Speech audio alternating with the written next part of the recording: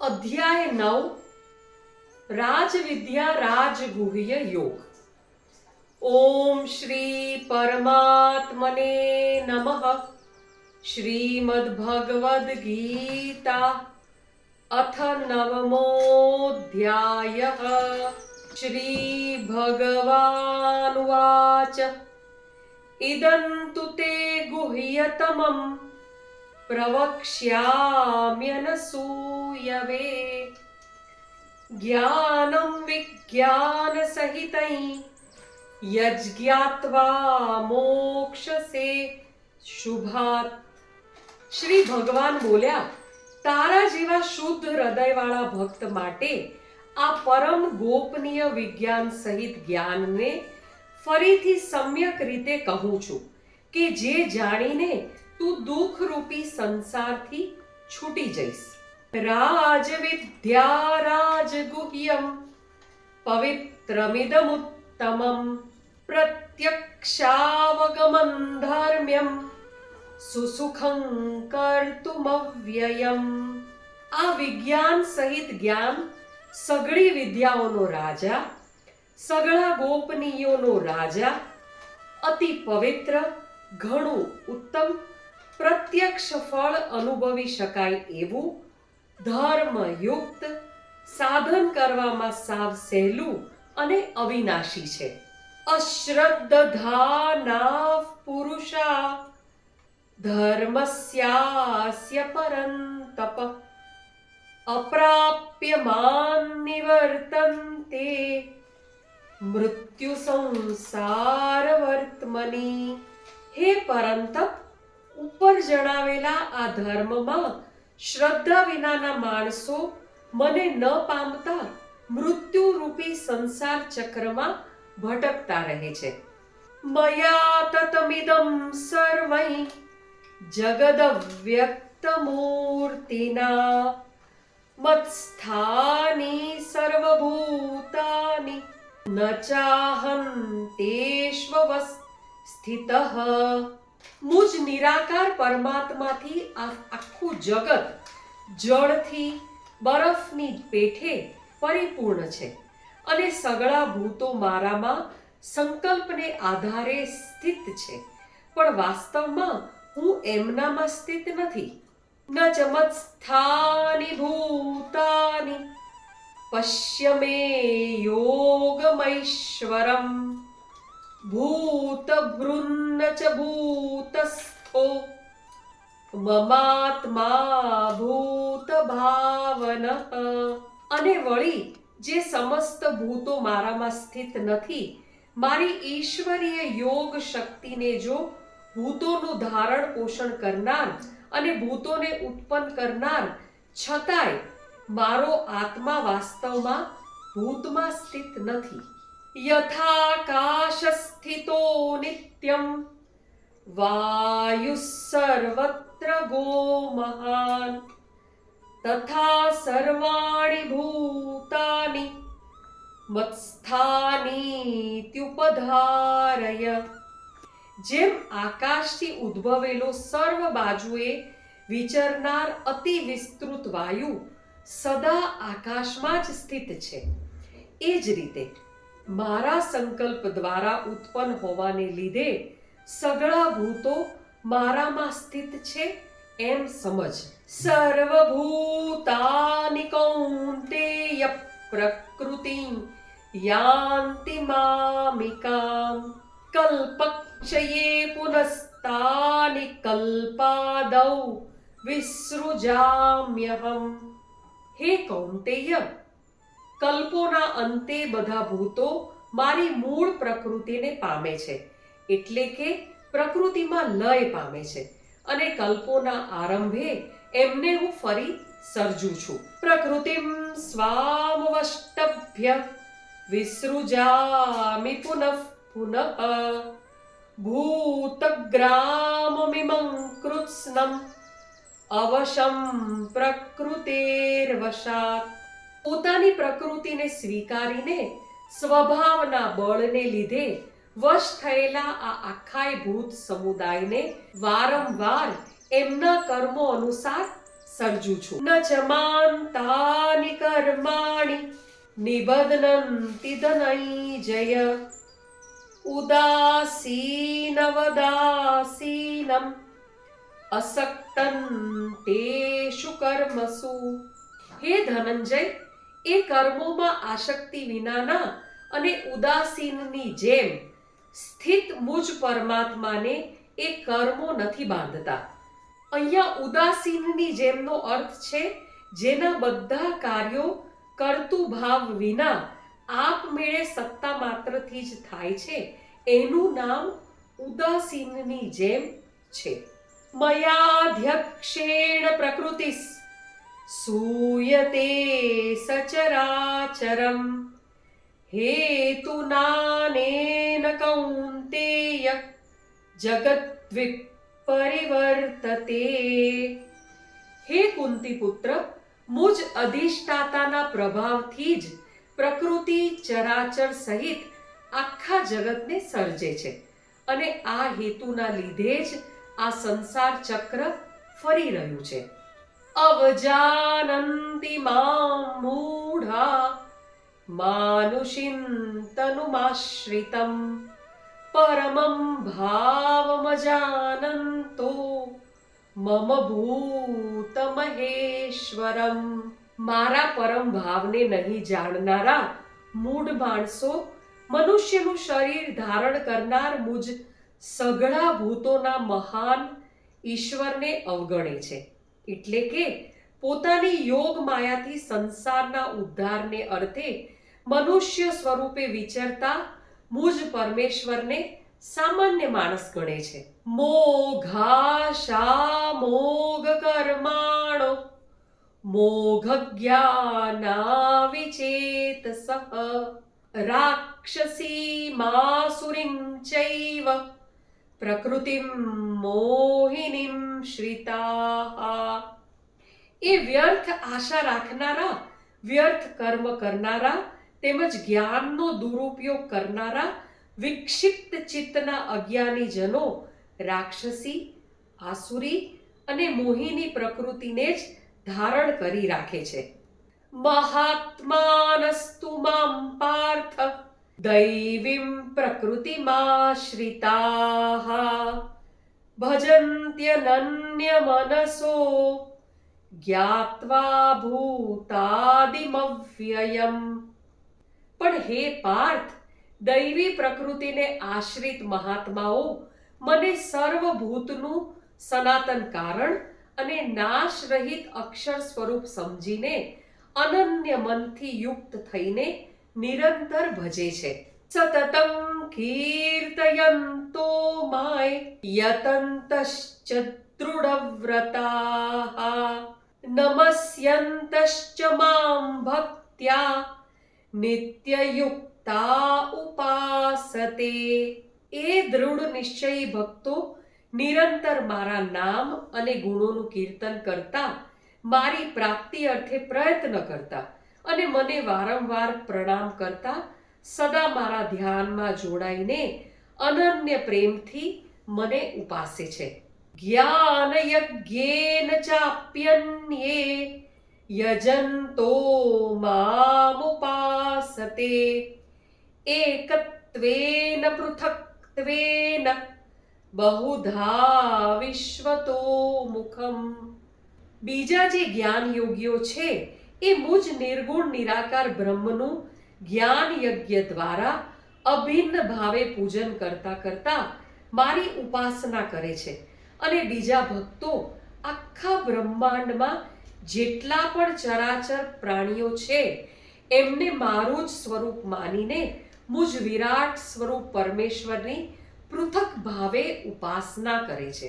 અહં ક્રતુરહં યજ્ઞસ સ્વધાહમહમૌષધમ મંત્રોહમહમેવાજ્યમ અહમગ્નિરહમ હુતમ. ક્રતુ એટલે કે શ્રોત કર્મ હું છું, યજ્ઞ એટલે કે પંચ મહાયજ્ઞ વગેરે સ્માત કર્મ હું છું, સ્વધા એટલે કે પિતૃઓને તર્પણ રૂપે અપાતું અન્ન હું છું, ઔષધ હું છું, મંત્ર હું છું, ધ્રુત હું છું, અગ્નિ હું છું અને હવનરૂપી ક્રિયા પણ હું જ છું.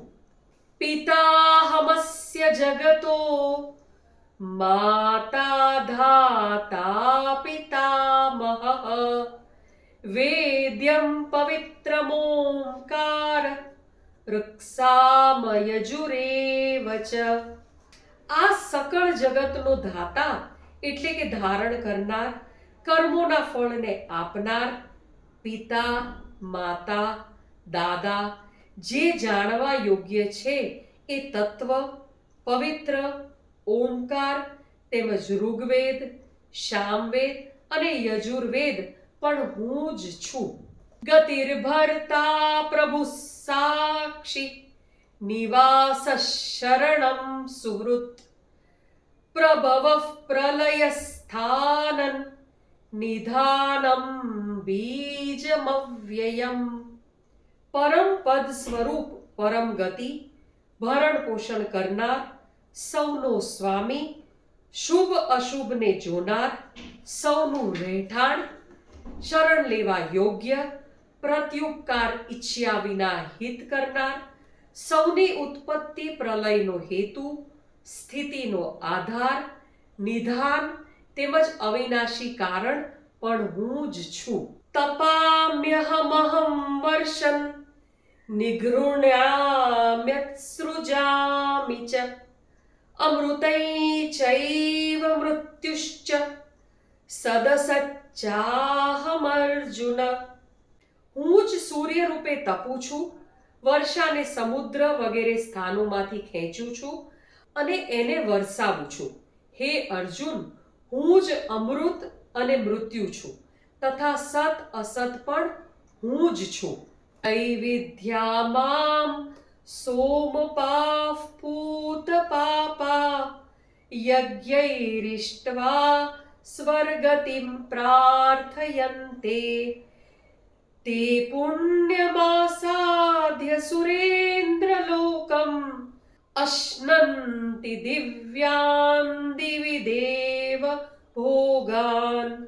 ત્રણેય વેદોમાં વિધાન કરાયેલા સકામ કર્મોને કરનારા, સોમરસ પીનારા, પાપ વિનાના માણસો મને યજ્ઞો દ્વારા પૂજીને સ્વર્ગની પ્રાપ્તિ ઈચ્છે છે. એ માણસો પોતાના ફળ રૂપે સ્વર્ગલોકને પામીને સ્વર્ગમાં દિવ્ય એવા દેવતાઓના ભોગોને ભોગવે છે. તે તમ ભુક્ત્વા સ્વર્ગલોકમ વિશાલં ક્ષીણે પુણ્યે મર્ત્યલોકમ વિશન્તિ. એવં ત્રૈધર્મમનુપ્રપન્ના ગતાગतं કામકામા લભન્તે. તેઓ એ વિશાળ સ્વર્ગલોકને ભોગવીને પુણ્ય ક્ષીણ થતા મૃત્યુલોકમાં પાછા આવે છે. આ રીતે ત્રણેય વેદોમાં કહેલા સ્વર્ગની પ્રાપ્તિના સાધનભૂત સકામ કર્મોને આશ્રય લેનારા તેમજ ભોગોને ઈચ્છતા માણસો વારંવાર ગમન આગમને પામે છે. એટલે કે પુણ્યના પ્રભાવે સ્વર્ગમાં જાય છે અને પુણ્ય ક્ષીણ થતા મૃત્યુલોકમાં આવે છે. અનન્યાશ્ચિંતયન્તો માય યે જનાઃ પર્યુપાસતે તેષાં નિત્યાભિયુક્તાનાય યોગક્ષેમં વહામ્યહમ. જે અનન્ય પ્રેમી ભક્તજનો મુજ પરમેશ્વરને નિરંતર ચિંતન કરતા નિષ્કામ ભાવે ભજે છે, એ નિત્ય નિરંતર મારું ચિંતન કરનારા ભક્તોના યોગક્ષેમનું હું પોતે વહન કરું છું. અહીંયા ભગવત સ્વરૂપની પ્રાપ્તિ થવી એનું નામ યોગ છે અને ભગવત પ્રાપ્તિ નિમિત્તે કરેલા સાધનોની રક્ષાનું નામ ક્ષેમ છે. યેપ્યન્ય દેવતા ભક્તા યજન્તે શ્રદ્ધયાન્વિતાઃ તેપિ મામેવ કૌન્તેય યજન્ત્ય વિધિપૂર્વકમ. હે કુંતી પુત્ર, જો કે શ્રદ્ધાથી યુક્ત જે સકામ ભક્તો અન્ય દેવતાઓને પૂજે છે તેઓ પણ મને જ પૂજે છે, પરંતુ એમનું તે પૂજન અવિધિપૂર્વકનું એટલે કે અજ્ઞાનપૂર્વકનું છે. અહમ હિ સર્વયજ્ઞાનામ ભોક્તા ચ પ્રભુરેવ ચ ન તુ મામ અભિજાનંતિ તત્ત્વેનાતશ્ચ્યવન્તિ તે. સમસ્ત યજ્ઞોનો ભોગતા અને સ્વામી પણ હું જ છું. આમ હોવા છતાં પણ એ સકામ ભક્તો મુજ પરમેશ્વરને તત્વથી નથી જાણતા, માટે જ પતન પામે છે, એટલે કે પુનર્જન્મ પામે છે. યાન્તિ દેવવ્રતા દેવાન પિતॄન યાન્તિ પિતૃવ્રતાઃ ભૂતાનિ યાન્તિ ભૂતેજ્યા યાન્તિ મધ્યાજીનોપી મામ. દેવતાઓને પૂજનારા દેવતાઓને પામે છે, પિતૃઓને પૂજનારા પિતૃઓને પામે છે, ભૂતોને પૂજનારા ભૂતોને પામે છે, અને મારું પૂજન કરનારા ભક્તો મને પામે છે. માટે જ મારા ભક્તોનો પુનર્જન્મ નથી થતો. પત્રમ પુષ્પમ ફલં તોયં યો મે ભક્ત્યા પ્રયચ્છતિ તદહં ભક્ત્યુપહૃતમ અશ્નામિ પ્રયતાત્મનઃ. જે કોઈ ભક્ત મને પ્રેમથી પત્ર, પુષ્પ, ફળ, જળ વગેરે અર્પે છે એ શુદ્ધ બુદ્ધિના નિષ્કામ પ્રેમી ભક્તનું પ્રેમપૂર્વક આપેલું એ પત્ર, પુષ્પ આદિ હું સગુણપણે પ્રકટ થઈને ઘણા પ્રેમથી આરોગું છું. યત કરોષિ યદશ્નાસી યજ્જુહોષિ દદાસી યત તપસ્યસી કૌન્તેય તત્કુરુષ્વ મદર્પણમ. હે કૌંતેય, તું જે કંઈ કર્મ કરે છે, જે ખાય છે, જે હોમે છે, જે દાન કરે છે તથા જે તપ કરે છે એ સઘળું મને અર્પણ કર. શુભાશુભ ફલૈરેવં મોક્ષ્યસે કર્મ બંધનૈઃ સંન્યાસ યોગ યુક્તાત્મા વિમુક્તો મામુપૈષ્યસી. આ પ્રમાણે જેમાં સમસ્ત કર્મો મુજ ભગવાનને અર્પણ થાય છે એવા સંન્યાસ યોગથી યુક્ત થયેલા ચિત્તનો તું શુભાશુભ ફળરૂપી કર્મ બંધનથી છૂટી જઈશ અને એમાંથી છૂટેલા મને જ પ્રાપ્ત થઈશ. સમોહમ સર્વભૂતેષુ ન મે દ્વેષ્યોસ્તિ ન પ્રિયઃ યે ભજન્તિ તુ માં ભક્ત્યા મયિ તે તેષુ ચાપ્યહમ. હું સઘળા ભૂતોમાં સમભાવે વ્યાપ્ત છું. ન તો કોઈ મને અપ્રિય છે કે ન પ્રિય છે, છતાં પણ જે ભક્તો મને પ્રેમથી ભજે છે તેઓ મારામાં છે અને હું પણ એમનામાં પ્રત્યક્ષ રૂપે પ્રકટ છું. અભિચેત સુદુરાચારો ભજતે મામનન્ય ભાગ સાધુરેવ સમંતવ્યસ સમ્યક વ્યવસિતો હિ સહ. જો કોઈ ઘણો દુરાચારી પણ અનન્ય ભાવે મારો ભક્ત બનીને મને ભજે છે તો એ સાધુ જ માનવા યોગ્ય છે, કેમ કે એ ખરો નિશ્ચય કરનારો છે, એટલે કે એણે દ્રઢતાથી નિશ્ચય કરી લીધો છે કે પરમેશ્વરના ભજન જેવું બીજું કશુંય નથી. ક્ષિપ્રમ ભવતિ ધર્માત્મા શશ્વચ્છાંતિ નિગચ્છતિ કૌંતેય પ્રતિજાનીહિ ન મે ભક્તઃ પ્રણશ્યતિ. એ સત્વરે ધર્માત્મા થઈ જાય છે અને સદા રહેનારી પરમ શાંતિને પામે છે. હે કૌંતેય, તું નિશ્ચયપૂર્વક સત્ય જાણ કે મારો ભક્ત નાશ પામતો નથી. મામ હિ પાર્થ વ્યપાશ્રિત્ય યેપિ સ્યુઃ પાપયોનયઃ સ્ત્રિયો વૈશ્યાસ્તથા શૂદ્રાસ તેપિ યાન્તિ પરાં ગતિમ.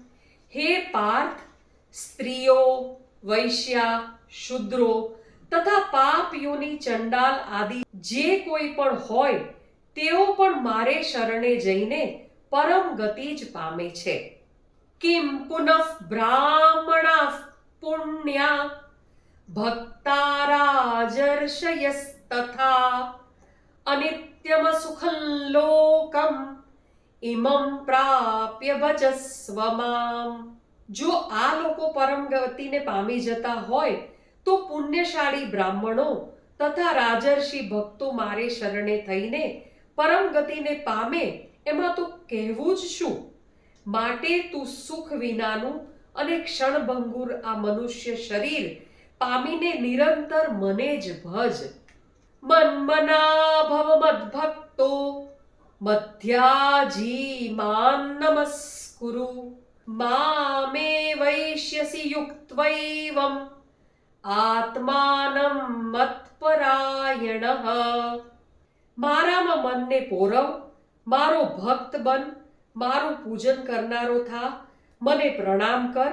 આ રીતે આત્માને મારામાં પરોવીને મારા પરાયણ થયેલો તું મને જ પામીશ. આ 9મા અધ્યાયનો સાર સાંભળીએ. રાજવિદ્યા રાજગુહ્ય યોગ. આ અધ્યાયમાં ભગવાન શ્રી કૃષ્ણ ભક્તિનું સર્વોચ્ચ જ્ઞાન સમજાવે છે. તેઓ કહે છે કે આ જ્ઞાન સૌથી પવિત્ર, શ્રેષ્ઠ અને સરળ છે. ભગવાન સર્વત્ર વ્યાપ્ત છે, છતાં તેઓ દરેકથી પર છે. સમગ્ર સૃષ્ટિ તેમનાથી ચાલે છે.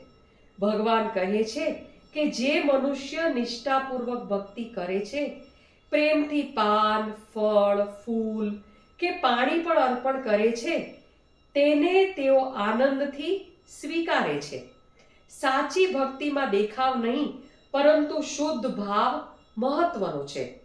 આ અધ્યાય એ પણ શીખવે છે કે કોઈ પણ વ્યક્તિ ભલે તે ગમે તેવી સ્થિતિમાં હોય, જો સંપૂર્ણ શ્રદ્ધાથી ભગવાનનું શરણ લે તો તે મોક્ષ અને શાંતિ મેળવી શકે છે.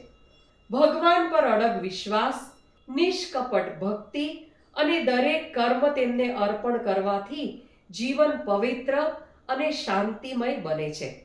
ઓમ તત્સદિતિ શ્રીમદ્ ભગવદ્ ગીતાસુ ઉપનિષત્સુ બ્રહ્મ વિદ્યાયાય યોગ શાસ્ત્રે શ્રી કૃષ્ણાર્જુન સંવાદે રાજવિદ્યા રાજગુહ્ય યોગો નામ 9મોऽધ્યાયઃ.